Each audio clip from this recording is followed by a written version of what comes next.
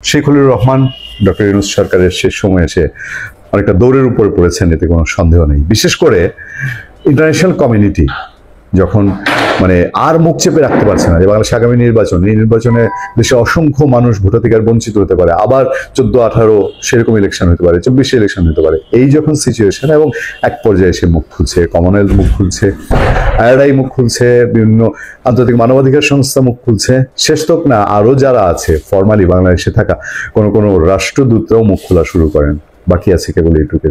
কিন্তু আমরা অনেকটাই ধারণা করতে পারি যে বাংলাদেশের বেশ কিছু হাই কমিশন ইলেকশনের আগে এই ইলেকশন একতরফা হলে সেটা নিয়ে তারা কথা বলবে।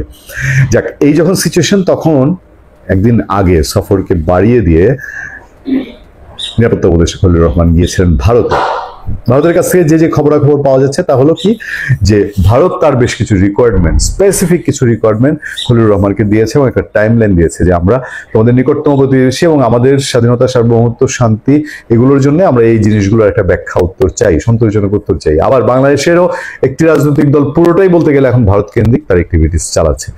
পৃথিবীর অন্য কোনো দেশে রাজনীতি যদি কোনো অস্ত্রভিত্তিক রাজনীতি হতো বা সেই টাইপের হতো, তাহলে অনেক বেশি তুলকালাম হতো যে এই দেশ ওই দেশের বিশৃঙ্খলাকারীদের সমর্থন দিচ্ছে। যেমন ধরেন হিলট্রেকে যখন প্রবলেম ছিল, শান্তি বাহিনীকে শেল্টার দিলে সেটা ইন্টারন্যাশনাল কমিউনিটিতে তোলার মতন ব্যাপার ছিল। বাট আওয়ামী লীগের ক্ষেত্রে আন্তর্জাতিক সম্প্রদায়কে বিচার দেওয়ার জায়গায় আন্তর্জাতিক সম্প্রদায় আওয়ামী লীগ নির্বাচনে আসবে কি আসবে না এটা নিয়ে বেশি রকম অরিড। সেই ভারতের ট্যুরের, খলিলুর রহমানের ভারতের ট্যুরের রেশ কাটতে না কাটতেই আমি যেদিন কথা বলছি 26 নভেম্বর 2025, তার আগের দিন 25 নভেম্বরে উড়াল দিয়েছেন দুপুর বেলায় দোহার উদ্দেশ্যে। এবং আমি আপনাদেরকে এখন যে তথ্যগুলো দিয়েছি, আমরা যেহেতু দিনরাত খবর নিয়ে কাজ করি, সুনির্দিষ্ট স্পেসিফিক সূত্র, যে এই সূত্র জানিয়েছে অজিত দোভাল ওখানে এই মিটিং করছে, নট দ্যাট। তবে আমাদের ধারণাটা একটু বেশি রকম কার্যকর থাকে, কারণ আমরা দিন রাতেই এইসব খোঁজ খবরের মধ্যে থাকি। যখন কোনো ইনফরমেশন পাই সেগুলো চেক শেষ হওয়ার মধ্যে দিয়ে সবশেষ খবরটা এরকম আসছে, সেখানে দোহায় তিনি আমেরিকা এবং ইন্ডিয়ান বহু শক্তিশালী এবং মোটামুটি থিঙ্ক ট্যাঙ্ক লেভেলের লোকজনের সঙ্গে বৈঠক করছেন এবং সেখানে তাদের সঙ্গে কথাবার্তা বলছেন। খলিলুর রহমান সেখানে কথা বলছেন এবং খলিলুর রহমান কোন একটা গুরুত্বপূর্ণ ইস্যুতে সেখানে গিয়েছে। আমাদের রাজনৈতিক বিশেষজ্ঞ যারা আমাদের শোতে আসেন তারা কি বলছেন, তারা বারবারই বলছেন যে এটা খুব সহজেই অনুমান করা যায় যে আওয়ামী লীগ নিয়ে ইন্টারন্যাশনাল কমিউনিটির যে প্রেশার আছে, এই প্রেশারটা কমানোর জন্য খলিলুর রহমান দৌড়ঝাঁপ করবেন, এটাই স্বাভাবিক। এবং সেই দৌড়ঝাঁপের পাঠ হিসেবেই তিনি দোহায় গেছেন কিনা, এটা রাজনৈতিক মহলে খুবই শক্তিশালী কয়েকটা আলোচনা আছে। এবং এই প্রেক্ষাপটে দেখেন, খলিলুর রহমান দলের সঙ্গে মিটিং করে ইন্ডিয়া থেকে আসার পরে বাংলাদেশে কিন্তু আনুষ্ঠানিক কোনো প্রেস বিজ্ঞপ্তিতে দেননি, বা প্রেস উইংও, প্রধান উপদেষ্টা প্রেস উইং অথবা সরকারের পক্ষ থেকে কোনো কথা বাংলাদেশকে জানানো হয়নি।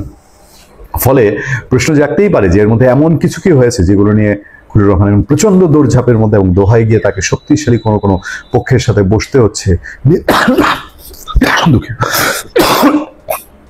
নিগোসিয়েশনের চেষ্টা করতে হচ্ছে তাকে, তার সরকারের এবং তার প্রতি যে দায়িত্ব আস্থা দেওয়ার চেষ্টা হয়েছিল সেগুলো মোকাবেলা করার চেষ্টা করা হচ্ছে, এরকম কোনো বিষয়াদি আছে কিনা, এটা চারদিকে বেশ জোর আলোচনা আছে। ফলে দোহায় খলিলুর রহমান কার সঙ্গে তার সেখানে মিটিং আছে, কারণ সরকারের দিক থেকে খেয়াল করে দেখবেন এই ট্যুর নিয়ে খলিলুর রহমান কেন দোহার গেলেন, কি কাজ, সরকারি কাজ, বেসরকারি কাজ, খলিলুর রহমানের ব্যক্তিগত কাজ, ডক্টর ইউনূসের পারিবারিক কাজ না ব্যক্তিগত কাজ, এরকম কোনো তথ্য জানানো। ফলে আমরা যে তথ্যগুলো পাচ্ছি এবং আমরা যে ধারণাগুলো পাচ্ছি সেগুলো কি বেশি শক্তিশালী করে কিনা, যে শেখ হাসিনার 832 কেজি সোনা এবং করাইল বস্তির আগুন।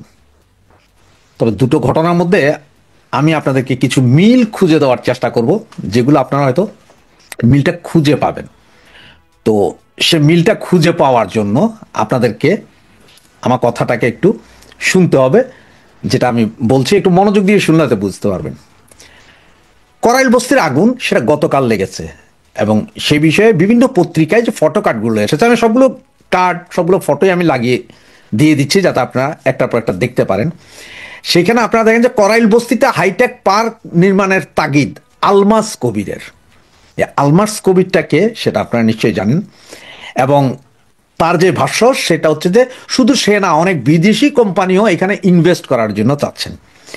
এবং গতকাল সকালে প্রথমে হাইকোর্ট থেকে নির্দেশনা জারি হলো যে এটাকে উচ্ছেদ করতে হবে, এবং সরকার পরপরই সরকার বলল যে এটা অবৈধ।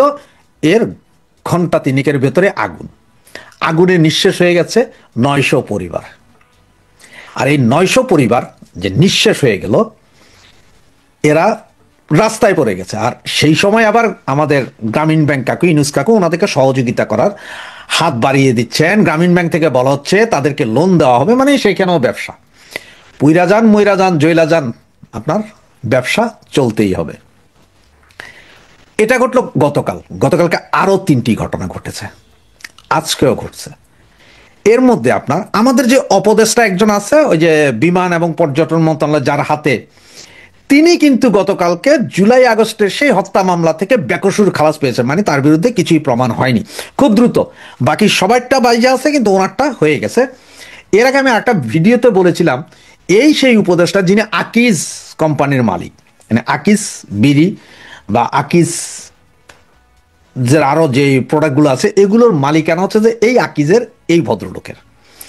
ওনাদের বিরুদ্ধে কিন্তু কিছু নয়, ওনাদের আগেও বলেছিলাম, ওনাদের 2 ভাই আওয়ামী লীগের এমপি ছিলেন, কিন্তু ওনাদের কোনো একটা ব্যবসা প্রতিষ্ঠান, বাসা বাড়িতে একটা ঢিলও পড়ে না, কারণ ওনারা তো জড়িতই ছিলেন এই কাজে।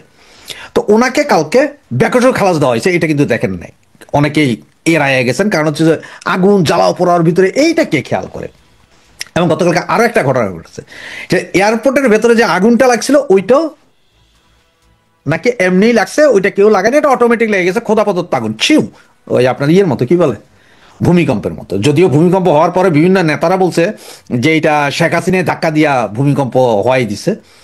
তো আগুনটাও এমনি লাগছে, উনি বেকসুর খালাস পেয়েছেন। এবং আপনাদেরকে আগেই বলেছেন সব কিছুতে ইন্টেনশন এই ভদ্রলোকের, কারণ হচ্ছে যে ওই যে আপনার কার্গো সার্ভিসের ওই জায়গাটাকে ওনারাই নেবেন, কারণ উনি বিমান ও পর্যটন মন্ত্রীও, আবার পৃথিবীতে প্রথম বিমান ও পর্যটন মন্ত্রী যিনি, তিনিই আবার বিমানবন্দরের চেয়ারম্যান, দোনোটা একই জায়গায়।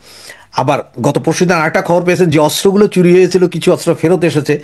এত সিকিউর প্লেসে অস্ত্র একবার চুরি হয়, আবার সে অস্ত্র আইসার জায়গা মতন চলে আসে, এটা কিন্তু অকল্পনীয়। এগুলো সবগুলো মিলান আপনারা, যে কিভাবে কি হচ্ছে। এখন তাহলে প্রথম কি, বিমানবন্দরের আগুনটা নর্মাল। দ্বিতীয়, কিছু অস্ত্র ফেরত আসছে বিমানবন্দরের সেই লকারে, যেই ভাঙা লকার থেকে অস্ত্র চুরি হয়েছিল সেখানেই ফেরত আসছে। দ্বিতীয়। তৃতীয়, আমাদের ভাইজান উনি বেকসুর খালাস পেয়ে গেছেন। এখন হচ্ছে যে চতুর্থটা কি, সেটা হচ্ছে শেখ হাসিনার স্বর্ণ, 832 ভরি স্বর্ণের একটা হিসাব পেয়েছেন, তাও আবার 2টা জায়গা থেকে। কোন 2টা জায়গা? সেটা হচ্ছে যে আপনার ব্যাংকের 751 এবং 753, 2টা লকার থেকে এই স্বর্ণ উদ্ধার। তো আসেন আমরা একটু স্বর্ণ যেহেতু উদ্ধার হয়েছে, স্বর্ণ একটু হিসাবটা বুঝি। দেখেন এখানে 2টা লকার হচ্ছে যে 9.4 ইন্টু 14.33 ইন্টু 23.50 ইঞ্চি। এইটা হচ্ছে সবচেয়ে বড় লকারের সাইজ, মানে মোট ভলিউম হচ্ছে যে 52 লিটার পানি রাখা যাবে এরকম লকার। তো এখন গল্প শুনি যে 10 কেজি মানে হচ্ছে 812 ভরি সোনা নাকি এই 2টা লকারে বন্দি ছিল। তো লকারের যে সাইজটা বললাম, এই সাইজে যেরকম আমরা বললাম যে মানে 52 লিটার, এগুলো অন্য একটা হিসাব। এই হিসাবগুলো বুঝতে হলে অনেক বিশাল বিষয়। এটা না বুঝে আপনারা যারা এই লকারে জিনিসপত্র রাখেন তারা বুঝবেন। বা আপনার ওইটা বাদ দেন, আমাদের আলমারির ভেতরে যেই ড্রয়ারগুলো দেওয়া হয়, এগুলো ওই ড্রয়ারের চেয়ে প্রায় 9 ইঞ্চি ছোট হয়। সুতরাং আপনারা বুঝেন যে একটা ডাবল আলমারির যে ইয়েটা দেওয়া হয়, কি বলে আপনার ড্রয়ার, এই ড্রয়ারের চেয়ে ছোট হয়। 812 ভরি মানে 10 কেজি স্বর্ণ। এক একটা অলঙ্কার নাকি আবার প্রতিটা অলঙ্কার আবার আধা ভরি করে, তার মানে হচ্ছে মোট 1624টা গহনা আছে যা উদ্ধার হয়েছে। আবার এই প্রতিটা গহনা আলাদা আলাদা কাপড় দিয়ে মোড়ানো ছিল, এটাও বলছে। তো এখন মজা দেখেন একটা জিনিস ভাই, এই 1624টা কাপড়ে মোড়া গহনা নাকি 2টা লকারেই রাখা হয়েছিল, আর 2টা লকারের ভলিউম হচ্ছে যে 104 লিটার। এটা ভলিউমের হিসাব। এগুলো যারা আপনার ভলিউম নিয়ে কাজ করেন বা ইয়ে নিয়ে কাজ করেন ওনারা বুঝবেন, বা আপনি যে কোনো স্বর্ণকারের দোকানে যায় বললে তারাও বুঝিয়ে দিতে পারবে।